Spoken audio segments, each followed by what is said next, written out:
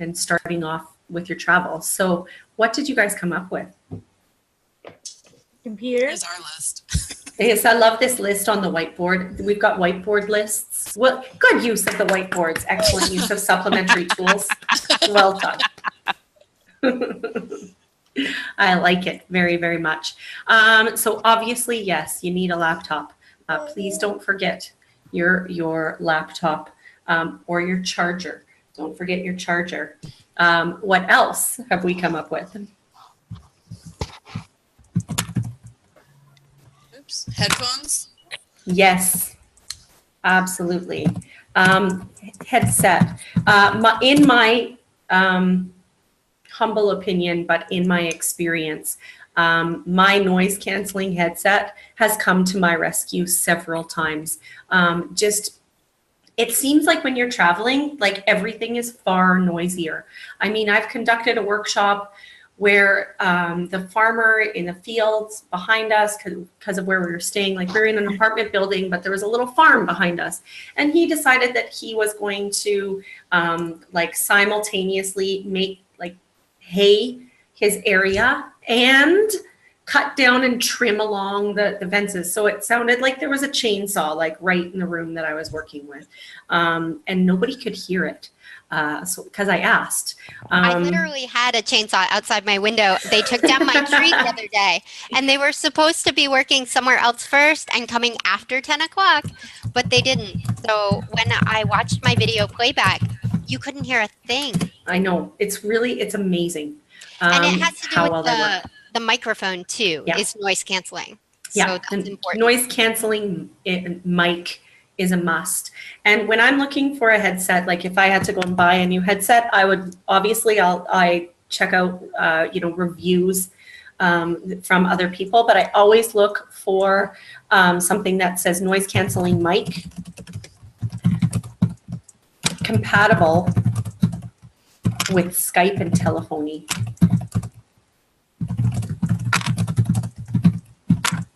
Because these are the ones that I've tended to find that have had the best reviews in terms of that noise canceling mic. So everything else is, kind of buffered out, and it's only the sound that's right around your microphone that is picked up.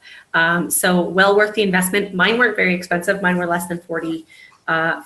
So you can get ones that are relatively affordable, and of course they are a tax write-off. So keep that in mind when you are getting them. So the headset, absolutely. Your laptop, your charger. What else? The hotspot, cell phone, or some sort of internet. Hotspot, internet, backup. If you have an external mic, yes, that's something that you could bring. This does start to, they can get pretty bulky, those external mics. So it's kind of, that's where this kind of comes in handy. It's relatively small and easy to pack up. Your external camera, this is another one that you can use. I've never used an external camera. I know that my laptop camera is not as superior as the external camera would be, because for all of the reasons that I believe it was Suzanne was talking about, like it just better lighting, you can play around with the settings, and then you might not have to necessarily worry about external lighting and bringing external lighting, because it is something that I struggled with sometimes, was the lighting for things. How do I store my headphones? Mine are quite small. Mine are just little guys. So mine, the ears flip like this. Oh, your ears flip in. So they're flat. And then you can kind of flatten things out. Yeah. So what about people with the relatively large ones? Do you have a solution for that? Have you? I like my nice little guys. I've got a little head, so I look like I look like I'm kind of enveloped by them otherwise. My headset is one of the bigger ones too, and it is hard to pack. If I'm going on a car ride, I just kind of stick them on the top of my bag. I use a boat and tote a lot.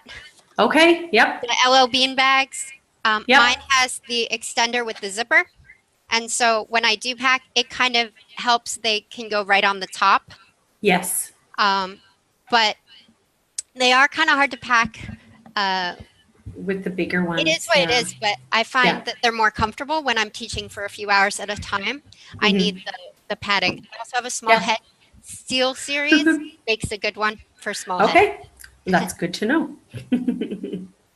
Can you travel them with around like literally around your neck? Can you travel with them?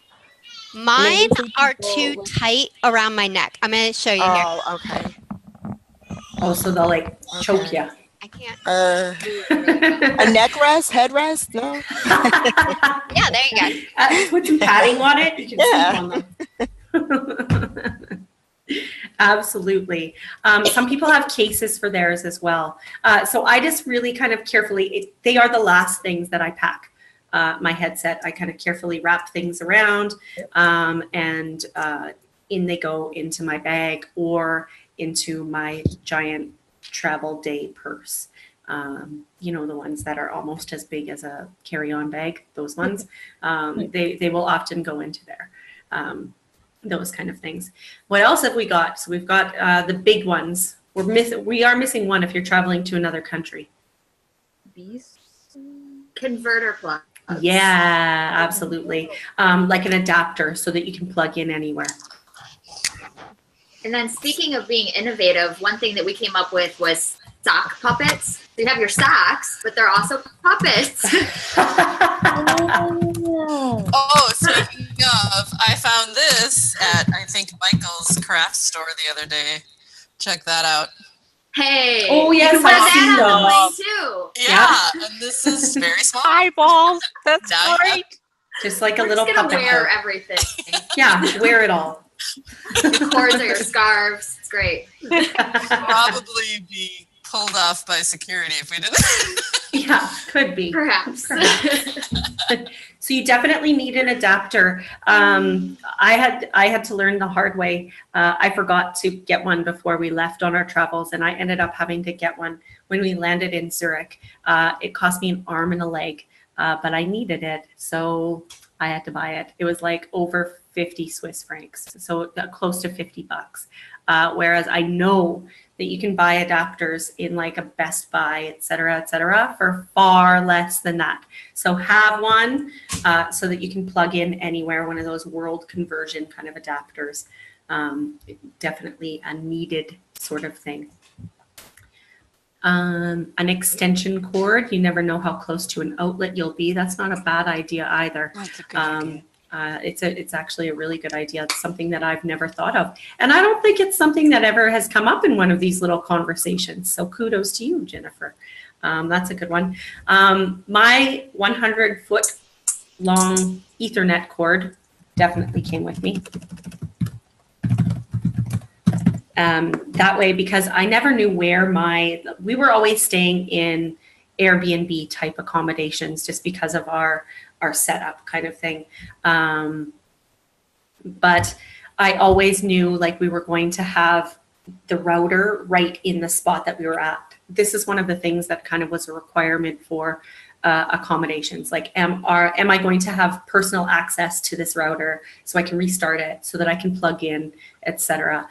So I decided to, get a really long Ethernet cord so that I could snake it around wherever I needed it to be. So that's something that you definitely want to take into consideration is if you got a really long Ethernet cord, then bring it along with you because it's so much better to plug in. Another thing we came up with is headlamps. They can be positioned right on the side of your laptop and provide really good lighting. That's small, so portable. That's what I've got. Yeah, that's what I've got. And somebody in another workshop suggested that to kind of soften the lighting of those headlamps, you could put like parchment paper or some sort of light colored cloth to just soften it because they can be kind of harsh and hard on the eyes. But they certainly do come in handy. Or around a jug. Yes. I did just get this one on Amazon too. It's collapsible. Oh, a little collapsible light. Is it, does it plug into a USB So port? you can plug in into the USB port, or it has batteries. I was hoping it had batteries that, like a chargeable battery, so that you didn't lost power or whatever. But unfortunately, and then it does have 3 settings. Oh, okay, nice. Yeah. So, yeah. This is a good thing.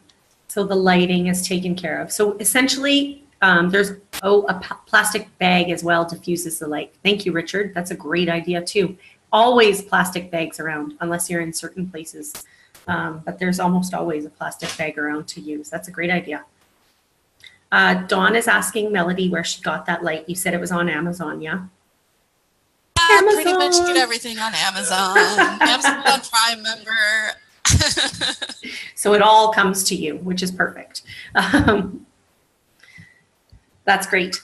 Anything else? So I did notice in the chat box somebody was talking about a gender neutral reward system, I think is what we saw, which is a great idea. I'm just trying to keep up with that.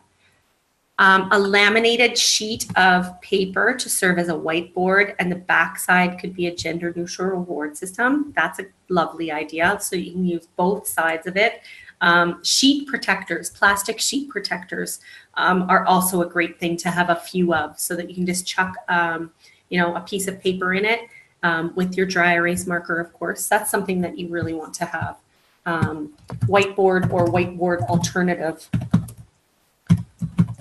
And at least one marker to start. Whiteboard markers are pretty easy to find kind of everywhere that I've been, sort of thing. They haven't been a difficulty to find. I have a friend that uses a tablecloth as a portable backdrop. It's like a kid's birthday, just plastic, and she just drops it behind her. She can be in a big room or a small, tight space and drops that down behind her.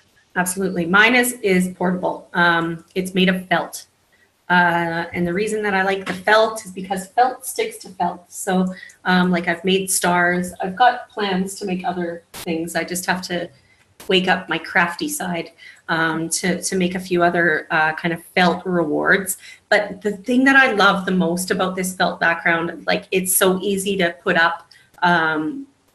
I use command strips to put it up. Oh, Melody's got hers going. I saw a picture. You shared a picture of this somewhere, didn't you, Melody? Yes, I did on Facebook. Somewhere on Facebook. That's what I thought. I saw it. So they're really, really. It's easy, and you know what the thing that I love about it is that it serves as a little bit of extra padding and protection for my laptop. So like when I fold it up, my laptop goes inside of it, and then it goes into the laptop bag. So there's just a little extra padding for it, which is always a good thing. So a portable background of some sort. Most people think a sheet kind of works nicely. Go ahead, Suzanne. I was going to say real quick, I shared with my group that I'm in my regular home classroom now, but even here I do this. I have a laminated page with Velcro dots, and my rewards have Velcro. Velcro also would stick, I think, to your felt. Yeah. And so on the back, I just have painter's tape, and painting tape is not going to peel off of a wall. So when you're traveling, your painting tape can stick. And it's also durable sticky. I can unstick and restick this like a million times before I have to replace it. Yeah. So when I pack up to go somewhere, I pull them off, I stick them to each other, and put them in my bag. That's a nice idea too. I have this, so it's like the sticky tack. And it's kind of in the same sort of realm as the painter's tape. So I've got, this, it's the stuff you probably put posters up on your wall or something at some point. Yeah, precisely. And it works really beautifully as well. I had run out of my command strips and couldn't find anywhere I was at. And so this was my alternative, but it's been working beautifully for me. So that's always a nice idea. Painter's tape is a good idea too. I've never thought of that one because it won't take off the paint. That's the one thing that you need to think about. Like your felt board or a table or whatever. Yeah, that's great. Thank you.